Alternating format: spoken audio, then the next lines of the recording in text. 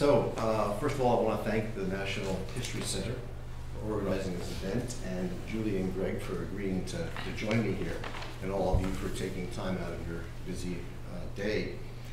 So, the first thing I want to say is that the current Ebola epidemic is a symptom of a much larger African health crisis, a crisis of the healthcare system.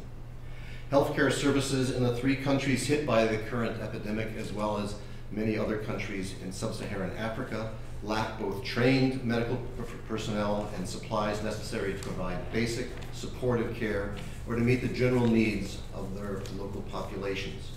U.S. Millennium Development Goals set minimum health coverage at 23 healthcare workers per 10,000 population. In Africa, it's 13 per 10,000. Clinic coverage is inadequate, forcing patients to travel long distances for treatment. Once they get to medical facilities, they find drug shortages or outages of basic medicines to treat malaria and other common health problems. Basic equipment like disposable gloves, syringes, rehydration fluids, bandages is unavailable or often unavailable.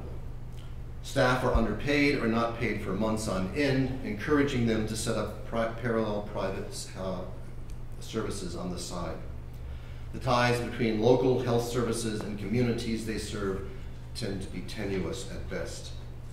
It is little wonder that local populations have little faith in these services. Health systems also lack the surveillance capacities, including necessary laboratories, to track and report emerging epidemics in a timely fashion. In short, African health systems lack what Paul Farmer refers to as the 4 S's: staff, stuff, space, and systems.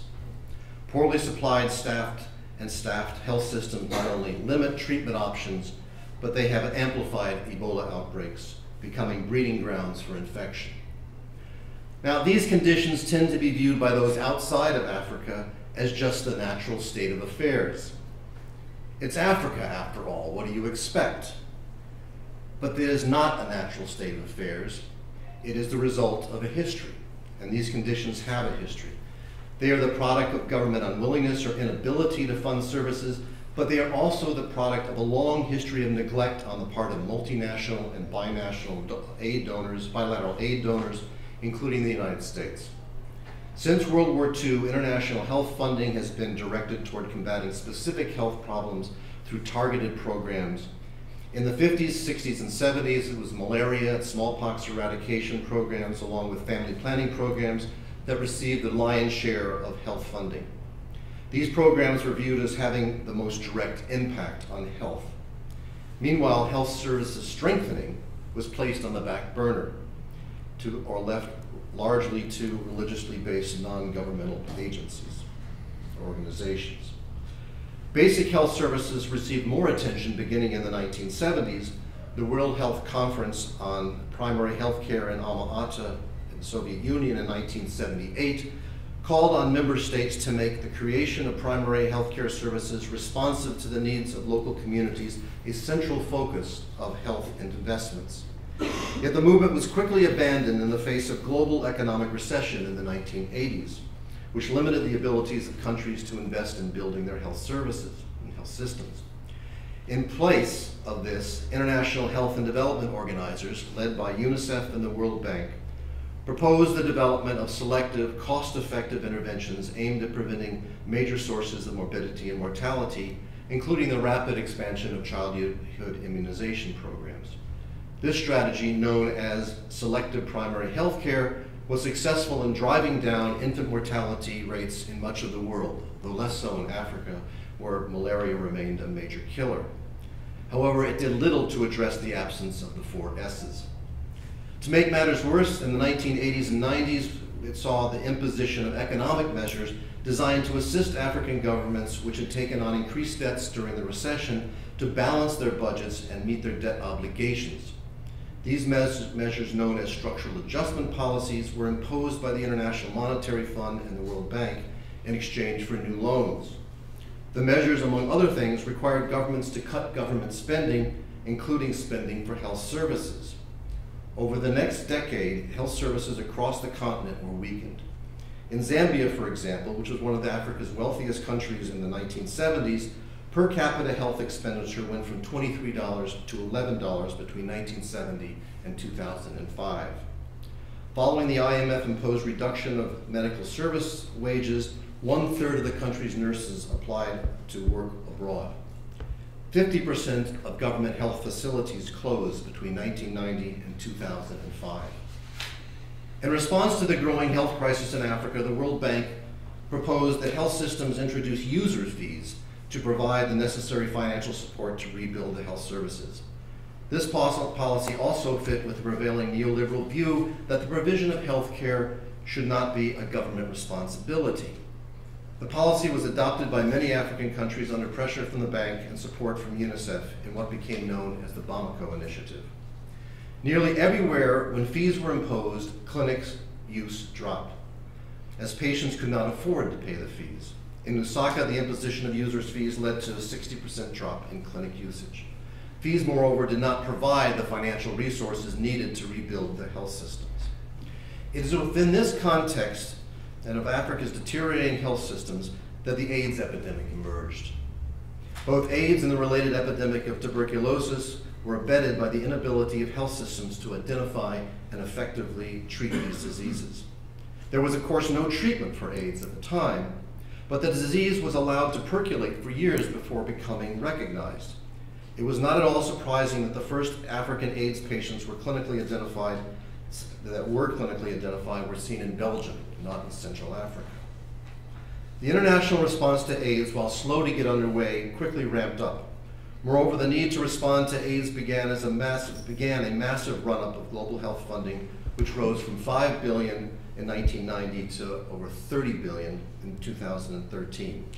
Led by the World Bank, the newly formed Global Fund for AIDS, Tuberculosis, and Malaria, the President's Emergency Plan for AIDS Relief, or PEPFAR, the President's Malaria Initiative, and the Bill and Melinda Gates Foundation, billions have gone into supporting health programs in Africa.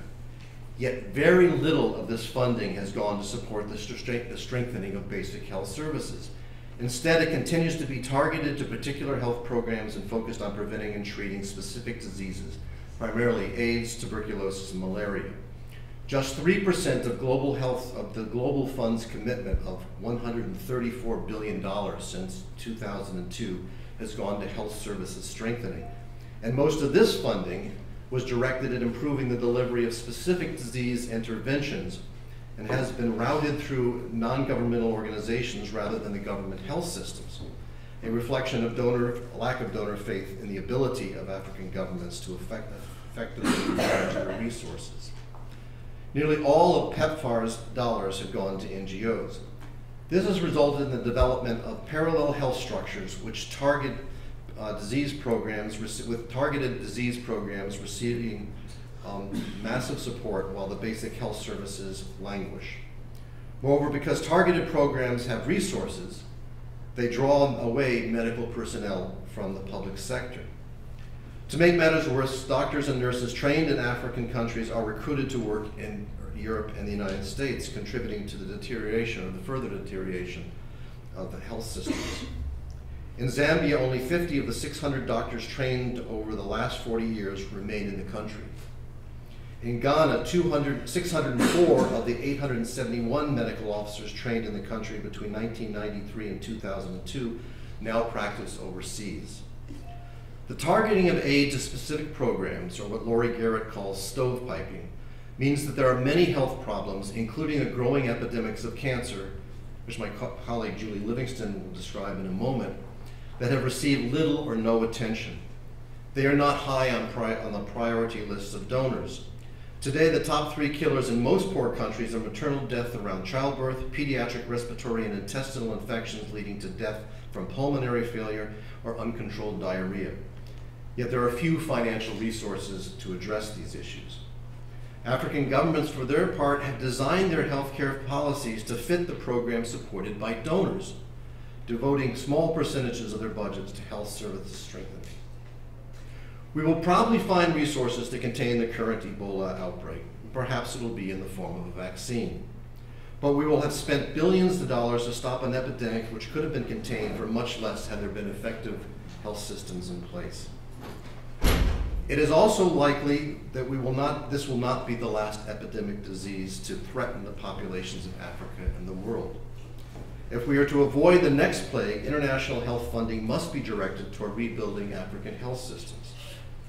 In the end, as Larry Diamond, who played an important role in the smallpox eradication program, stated, outbreaks are inevitable, pandemics are optional. They can be avoided if